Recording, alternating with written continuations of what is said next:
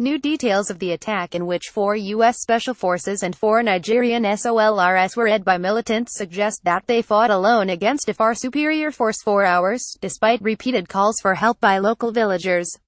Testimony collected by The Guardian suggests that SOLRs ambushed in Niger last month faced an overwhelming and coordinated attack, but one that might have been cut short if Nigerian authorities had reacted as soon as they were called. Over the course of a week, The Guardian interviewed local politicians, military sources and residents of Tongo Tongo, the village where the attack took place last month, and found witnesses describe seeing 200 heavily armed attackers swarming towards the SOLRs on motorcycles, a far greater number than previously reported. The SOLRs fought alone for around 6 hours despite the village chief's panicked calls to 4 separate Nigerian authorities, according to villagers. The boss of the American and Nigerian SOLRs were stripped of their clothes, boots and weapons, and some were left completely naked. 2 of the American troops' boss were dumped in the back of one of the attackers' vehicles, suggesting the militants intended to carry them off before they were forced to abandon them by the arrival of French helicopters. The body of David Johnson, one of the American SOLRs, was found at some distance from the main battlefield 2 days after the attack, villagers said. He had been stripped naked and had a severe wound to the head. The ambush cast a spotlight on a remote war that many Americans did not even know their military was fighting. It also prompted an ugly dispute in Washington after Donald Trump was accused of making insensitive remarks to Johnson's widow in a condolence call. But U.S. and Nigerian commanders have given conflicting accounts of the battle, and the incident has raised serious questions over how what was supposedly a routine reconnaissance mission turned into disaster. On the day of the attack, there was a celebration in Tongo Tongo, a village of about 2,300 people who eke out a living farming millet and maize near the Malian border. A child was being baptized, and almost the whole village had turned out. A herdsman and his cattle on the way to Tilabiri. Photograph Ralph McLean for The Guardian. The local chief Alassane Munkaila was presiding when a villager approached and said that some SOLRs had stopped by the village well and asked for water. Villagers had known the military was in the area the previous evening when they saw the lights of their convoy pass the village. They didn't know where the SOLRs had spent the night, but they knew it was somewhere further north, close to the border. Munkaila Ndijibo Adamu, the oldest man in Tongo Tongo, went to greet the Americans and the Nigerian SOLRs, who were standing around 7 military vehicles and an ambulance. They were about to leave when Munkaila offered them a live sheep to take with them for dinner. According to Adamu, the Nigerian SOLRs said they didn't have time to wait, but the Americans disagreed. They said, "Go ahead, get the sheep," said Adamu. "It was at my house. It only took me 10 minutes to get it." As they loaded the sheep into the back of one of the vehicles, the Americans said through the translator, "We're looking for some terrorists." "Where are they?" The village chief gestured at the arid land all around them. He said, "If you're looking for terrorists, this area is of them. They're everywhere," Adamu recounted. Over the past decade, jihadists with ties to ISIS and Al-Qaida have exploited the lack of functioning state institutions and existing ethnic tensions to establish themselves across the Sahel, a remote desert region awash with weapons from a series of interconnected conflicts.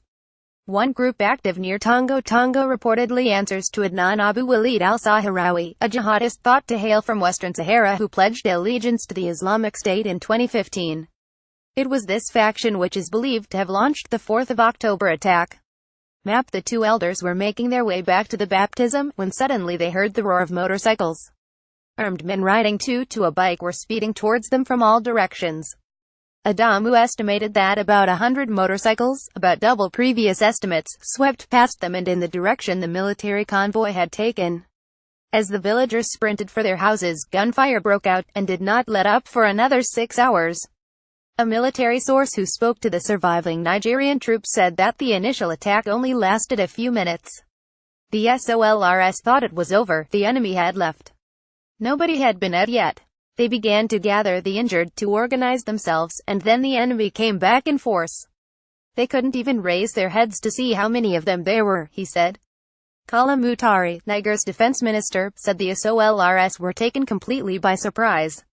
They were totally exposed. They had to get down and run, he told The Guardian.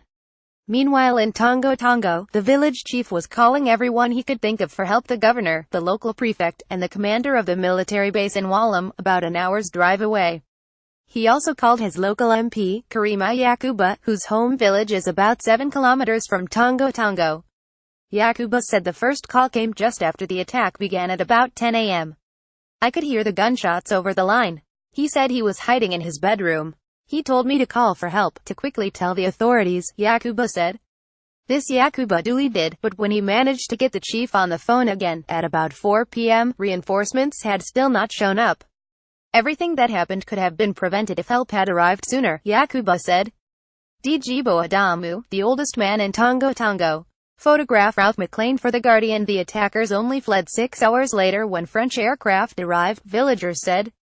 They made off with 3 vehicles stolen from the SOLRS, but left behind one of their own pickups, the engine running. On the truck's bed lay the boss of 2 Americans. 4 other boss were scattered across the area. Several of the fallen SOLRS had apparently run for cover before being hunted down. Initial reports of the battle suggested that 3 Americans had died.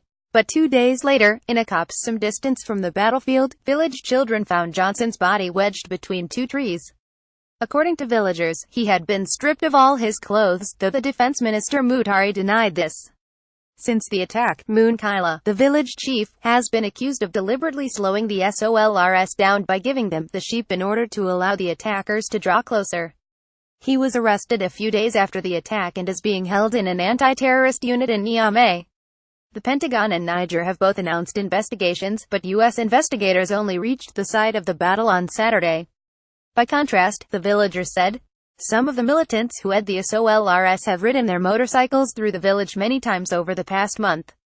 According to Abu Tarka, head of Niger's High Authority for Peace Building, U.S. and Nigerian troops have been into Mali 19 times in the past 18 months, and not just on reconnaissance missions.